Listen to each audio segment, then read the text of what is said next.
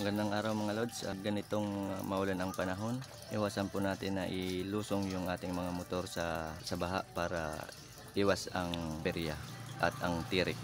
Ngayon, ipapakita ko sa inyo kung paano i-troubleshoot ang motor na galing mabaha.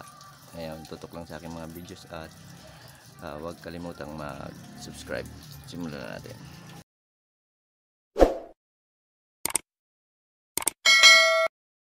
Una natin gagawin ay binaklasan na natin pala yung spark plug. Kailangan nating baklasin yan para maiwasan yung hydrolock, para yung excess na water na nakapasok dito sa combustion chamber ay mailabas. Ngayon, papadyakan natin.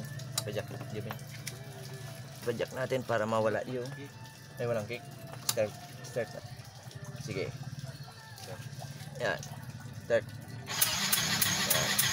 Yan. May tubig sa mga lods. Yan.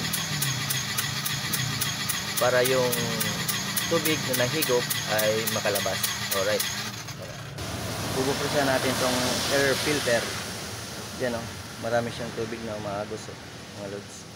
Bubuksan natin yan para may tanggal natin yung tubig.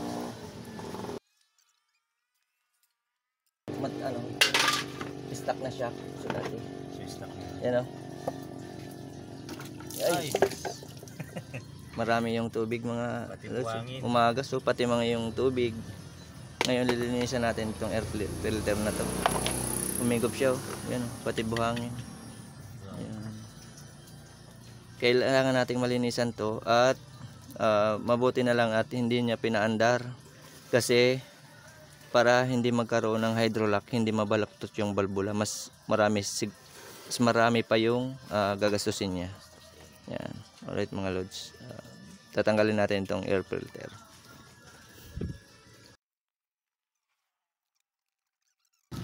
Yun, nabaklas na natin. Baklas pa natin yung air filter. Ngayon, lilinisan natin to ng maigi ng gasolina para matanggal yung mga dumi-dumi at yung mga buhangin. Pati yung gear oil, tatanggalin natin.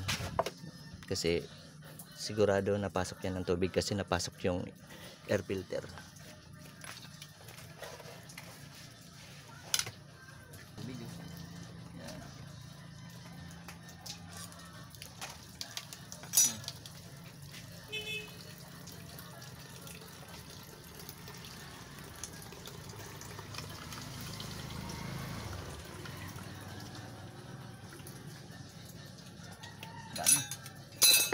Buti na lang at hindi na baluktot ang balbula nito. Kaya okay pa naman yung compression. Papalitan natin yung oil sa makina at yung gear oil. Lalagyan muna natin siya ng krudo para malinisan yung loob. Maalis yung mga tira-tirang tubig pati doon sa makina. At ito na rin. Lilinisan natin ng mabuti. Yan. Mga lods. Alright, lilinisan muna natin yung air filter ng gasolina para ang gasolina kasi madali rin tong matuyo. Yan.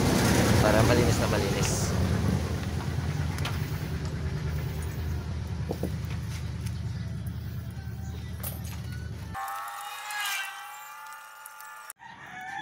Nalinisan na natin yung air filter, natanggalan natin yung mga bubuhangin at yung tubig. Babalik na lang natin doon sa motor para mapaandar na natin. Yan. Linisan na rin natin yung gear oil at yung langis ng makina. Yan. Gagabit lang natin ang air filter. Testingin na natin. Yan. Sige, revolution. Okay na siya mga lods. Yan. Okay na. Yan. Ganun lang ang style pag may nababahang motor. Pag hindi kaya o kaya nabaha, wag nang pipilitin para sa iwas sa mas malaking gastos. Wala may ari. Shout out. Salamat, Ping. Right.